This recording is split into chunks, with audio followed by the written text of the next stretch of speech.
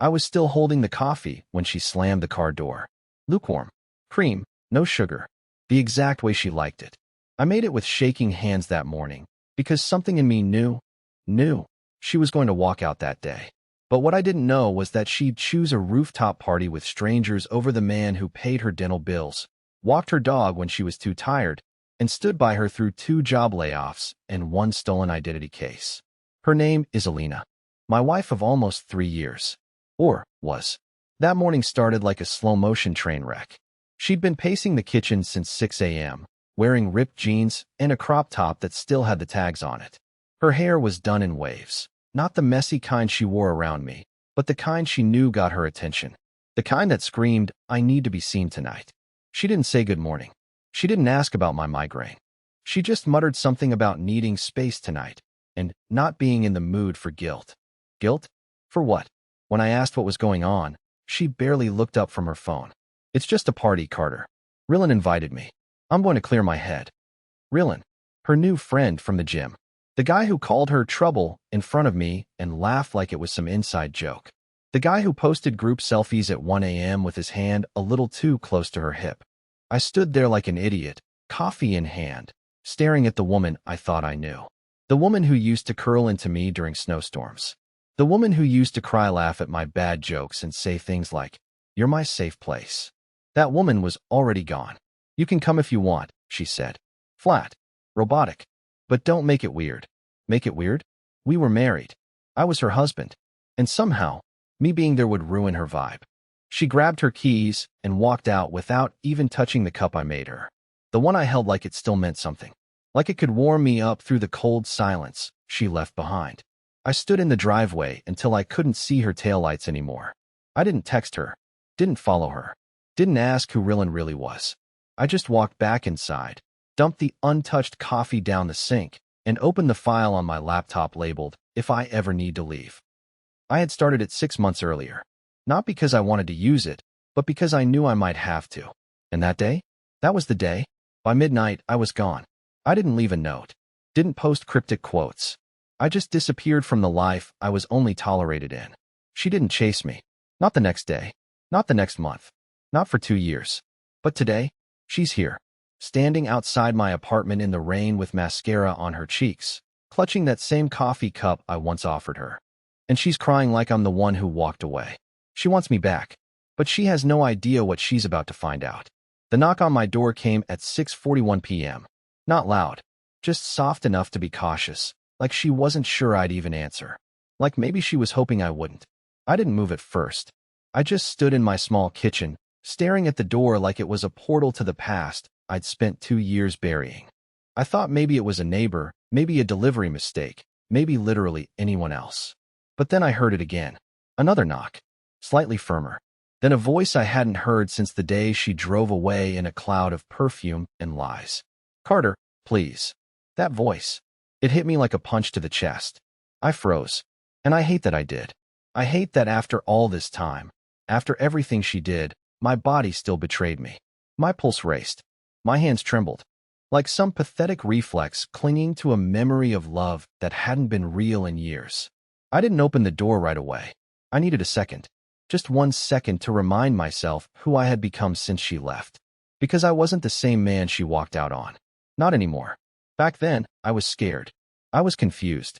I was the type of guy who begged for scraps of attention, who made dinner for someone who was already mentally eating with someone else. But now I had peace. My own place. A job I loved.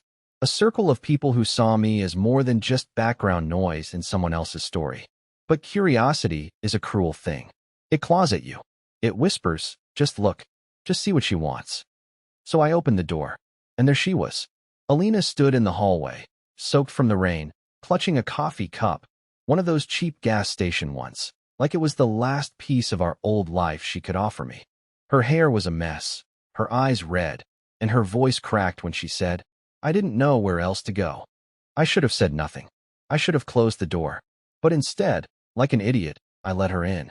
She stepped into my apartment like she didn't believe it was real, like she thought I'd be living in a cave somewhere, still waiting on the porch with that same untouched cup of coffee from 2 years ago.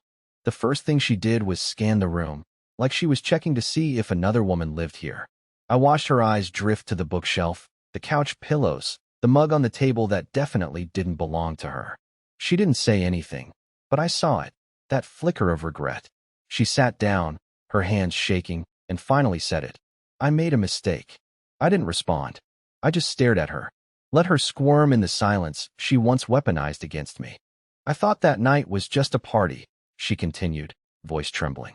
I didn't think it would be the last time I saw you. I thought you'd be mad, maybe yell, maybe forgive me like always. She looked up at me then. What eyes? Trembling lip. She still knew how to perform pain. I waited for you to come back. That part made me laugh. Not out loud, just that dead, hollow kind of laugh that lives behind the eyes. Because the idea that she waited, after everything, after vanishing into a life of glitter and club lights and other men, I leaned against the counter and finally asked, why now? Her answer? She looked me dead in the eye and whispered, because I thought Rylan loved me. But he never did. He used me. And when I realized what I'd thrown away, it was too late. She reached for my hand, but I didn't give it. Because what she didn't know, what she still didn't know, was that while she was out dancing on rooftops, I had found someone who actually loved quiet nights. Someone who saw me. Someone who never made me feel like a burden for simply wanting to be chosen. But I wasn't ready to tell her that yet. Because something about her story didn't add up. And I had a strange feeling. She wasn't here just to say sorry. She was hiding something. Something big. The longer she sat there, the more I realized she wasn't just here to apologize. Her eyes kept darting toward the window like someone might be watching. Her fingers tapped that cheap coffee cup like a ticking bomb. And every time I asked a direct question, she gave me half an answer. Not lies, not exactly, just carefully edited versions of the truth. And suddenly, I knew this wasn't about us. Not really. Not the marriage she destroyed. Not the silence she left behind. No, this visit had layers. Fear, desperation, shame. Something was chasing her. You didn't just come here because of Rylan, I finally said. So what is it? Why now? She froze. Her shoulders stiffened. I watched her inhale like she was preparing to dive underwater. He's not who I thought he was, she whispered. None of them are. I blinked. None of who? She looked at me, and for the first time in years, I saw real panic. Not guilt. Not regret. Terror. There were other parties, she said. Not just the one that night. Not just Rylan. There was this group. They called themselves the Loft Circle. It started out as rooftop stuff. Trendy people, DJs, free drinks, rooftop pools. I thought it was harmless. But then it changed. They had rules. They wanted loyalty. I could barely keep up. It sounded like nonsense. A cult? A rich kid's secret society? They made me sign an NDA, she said, her voice shaking. And then they made me do things. Things I regret. Things that felt normal at first. But then Rylan, he started threatening people. Blackmail. Hidden cameras. He recorded everything. I just stared at her. Not because I didn't believe her, but because suddenly it made sense. The expensive shoes she couldn't afford. The trips she never explained. The nights she came home wearing someone else's perfume. You let them film you? I asked, my voice flatter than I intended. She nodded, barely. And now what? They turned on you? She nodded again. Slower this time. Her hands tightened around the cup, so hard it crinkled. Rylan's wife found out. I didn't even know he was married. She threatened to go public with everything. And then, someone leaked a folder. Screenshots. Photos. Names. I've been getting calls. Texts. I don't know who I can trust. Her eyes finally met mine. But I know you. And I knew if I showed up, you'd at least listen. I wanted to scream. I wanted to laugh in her face. You knew I'd listen? After everything? After you crushed me like a bug under your heel. You thought I'd just hand you a blanket and play the hero? But I didn't say any of that. Because even with all the betrayal, the cheating, the abandonment, she looked like someone who had already been punished in ways I couldn't even begin to imagine. And I hated how a part of me still wanted to protect her. Even now. Even after all the destruction she left behind. I have to ask, I said quietly. Why didn't you come to me before it got this bad? She bit her lip, then whispered. Because I was ashamed. Because I thought you'd be better off without me. I shook my head, still numb. You were right. And then I saw it. The look on her face, the way it crumpled like glass under pressure, told me she wasn't just here to hide. She was here because she had nowhere else left to run. But I had built a new life now. and letting her in might destroy it. I should have kicked her out right then. I should have walked to the door, opened it, and told her to take her mess, her secrets, and her ghosts somewhere else. But instead, I just stood there like a fool while she curled into the edge of my couch, like it still belonged to her, like she hadn't vanished from my life without a word 2 years ago. The air in my apartment suddenly felt thinner, like just by being here, she had poisoned the calm I had fought so hard to build. I turned away and paced into the kitchen, trying to breathe, trying to slow my heart.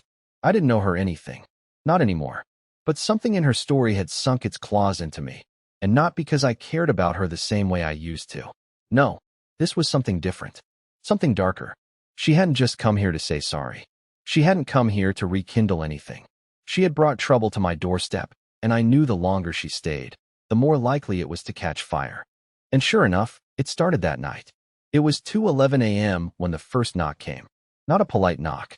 Not hesitant. It was violent. Fast. Aggressive. I shot up from the couch. Alina was already standing, clutching her phone, eyes wide with fear. "Don't answer it," she hissed, backing into the hallway like she already knew who it was. My body went cold. "Who is it?" She didn't answer.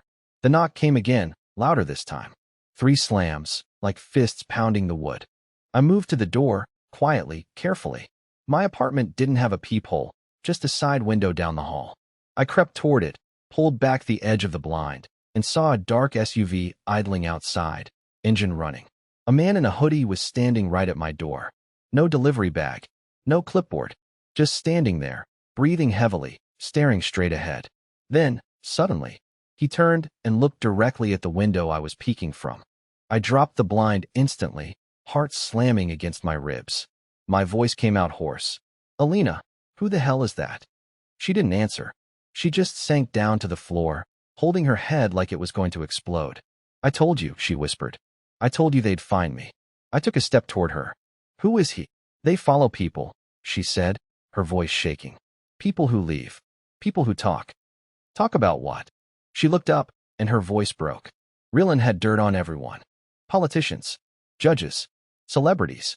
The parties weren't just about fun, they were leverage. Insurance. He recorded things. Sold footage. And I was in some of them. I stared at her in disbelief. "You mean you knew what was going on, and you stayed anyway?" Her silence was all the answer I needed. I took 2 steps back. My mouth was dry. My skin was buzzing with dread. "You didn't come here to apologize," I said slowly. "You came here because you needed someone else to take the heat." She stood up, eyes wide. "No, it's not like that." "Yes, it is," I snapped, louder than I intended. "You got in too deep, and now you're trying to drag me in with you." "No," she shouted, rushing toward me. "I didn't know who else to go to, Carter. I thought you'd still care." The knock came again, this time louder, harder. Then, silence. We both froze, listening. And then we heard it. Footsteps, moving down the hall. Slow, deliberate. And then the unmistakable sound of a phone buzzing on the windowsill. I picked it up.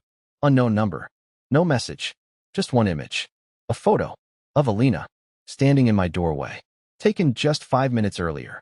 They weren't knocking to scare us. They were letting us know they could get closer than we thought. I couldn't sleep after that photo. Neither could she.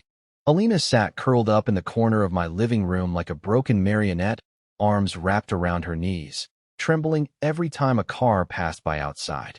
I paced, numb, haunted by one growing realization. She had made me a target without my consent. I had spent 2 years clawing my way back from the wreckage she left behind. I had lived small, lived quietly, learned how to enjoy being invisible. And now, in one night, she'd blown it all to hell.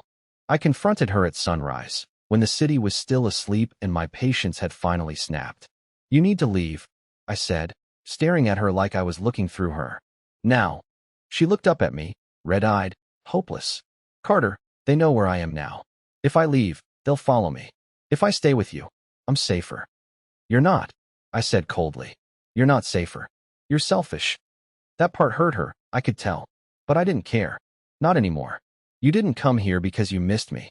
You came here because you burned every bridge and I was the last fool dumb enough to answer the door." She stood up, shaky, then winced like something in her ribs hurt. That's when I noticed her holding her side, favoring it. Something wasn't right. What happened to you? I asked, hesitating despite myself. She paused, then whispered, they sent someone to warn me. It wasn't just a threat, Carter. They hit me.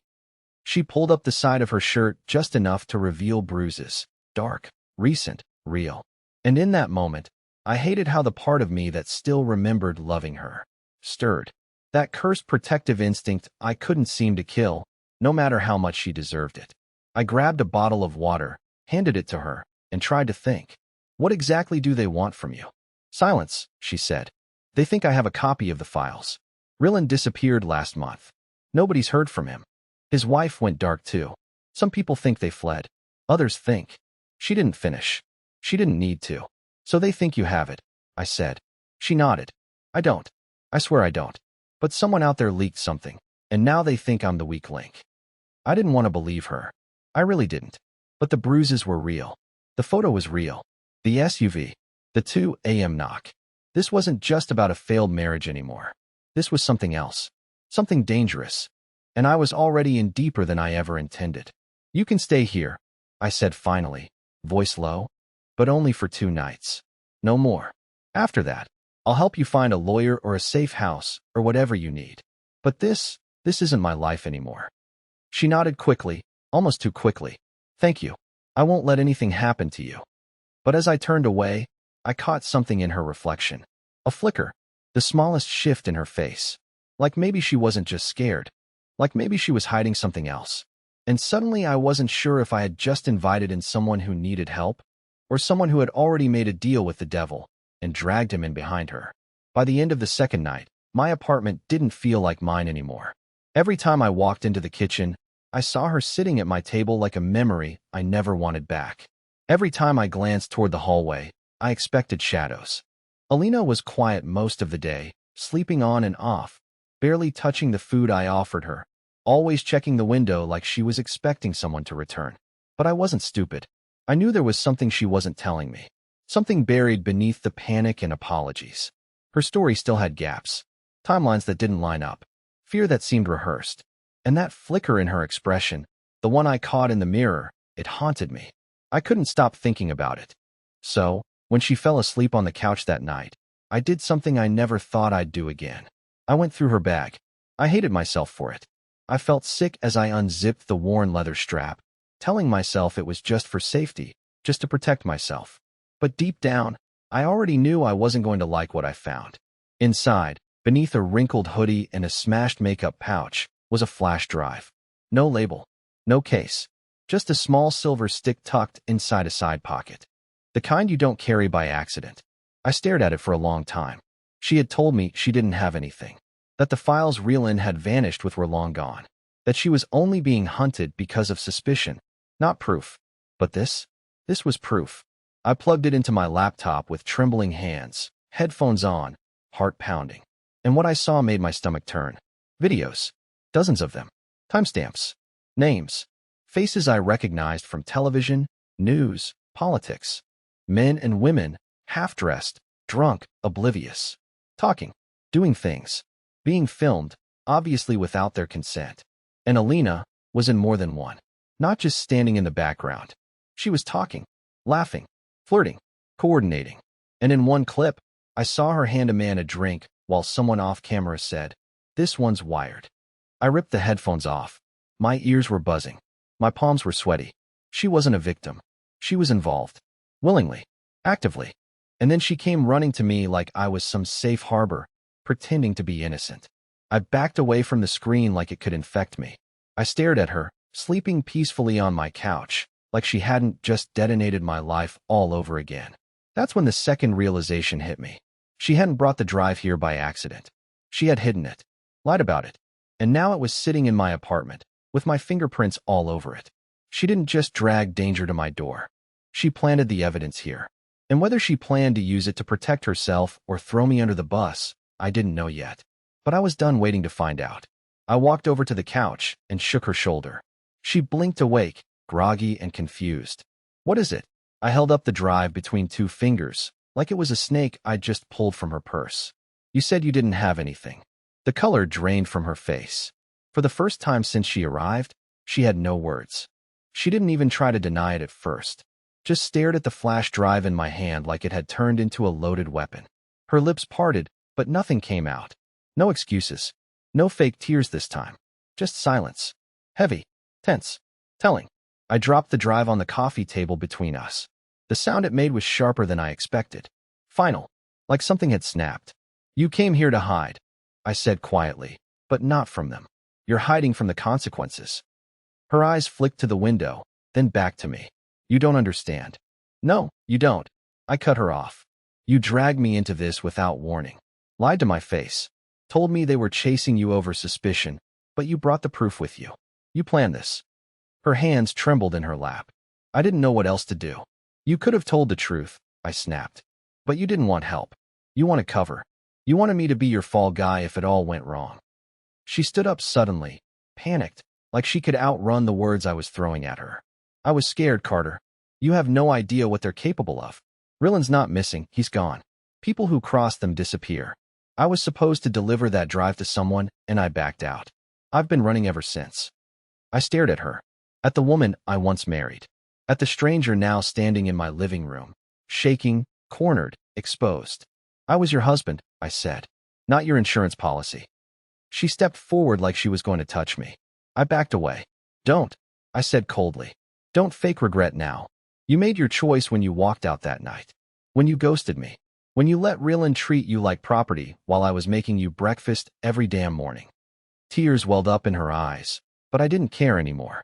I didn't flinch. And that's when she broke, not with a sob, but a confession. I wasn't going to stay, she whispered. I swear. I just needed one night. I thought maybe they wouldn't follow me here. But then I saw you again, and I thought maybe I could fix it. Maybe if I stayed long enough, you'd believe me. Maybe we could. I don't know, start over. My laugh came out bitter and sharp.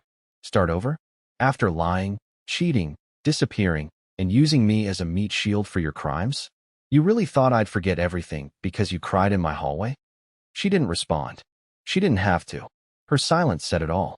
I picked up the drive and walked past her into my office. Locked the door. I didn't know exactly what I was going to do yet, but I knew one thing. This wasn't her decision anymore. She used me. She betrayed me. And now, I was the one holding the only piece of evidence that everyone was willing to kill over. The tables had turned. I no longer cared if she stayed or left. I was done playing the fool. And for the first time in years, I finally had the power. I didn't sleep that night. I sat in my office with the flash drive resting on the desk like it was radioactive, while Alina paced the living room like a caged animal. Occasionally, I'd hear her stop near the door, maybe debating whether to run, but she didn't. Maybe because she still thought I'd save her. Maybe because she still thought she could fix this. But I was done being the safety net for a woman who'd only ever seen me as a backup plan. At sunrise, I made a decision. I grabbed the drive, put it in a padded envelope, and drove straight to a contact I never thought I'd call again. A cybersecurity consultant I used to work with during my old job. Quiet guy. Paranoid. But smart. The kind of person who knew how to make things disappear or reappear in the right inboxes. We didn't talk long. I told him enough. Just enough. He didn't ask about Alina. Didn't need to. He took the envelope, looked me in the eyes, and said, "Once this goes out, there's no undoing it." "I'm counting on that," I said. By the time I got back home, she was already packed. Her eyes searched mine, but I gave her nothing. "I know you're done," she said softly, defeated. "But thank you for not turning me in." I shrugged. "I didn't do it for you." She paused at the door. "Then why?" I looked past her, at the clear morning sky outside. "Because I needed to end this the right way. With truth. Not more lies." She nodded slowly, tears welling again, but I didn't flinch. This time, I let her walk away. No dramatic goodbye. No closure speech. Just the sound of the door shutting behind her. 3 days later, it hit the news. The footage. The names. The bribes. The parties. The blackmail. The network exploded into public view like a rotten wall kicked open. Arrests.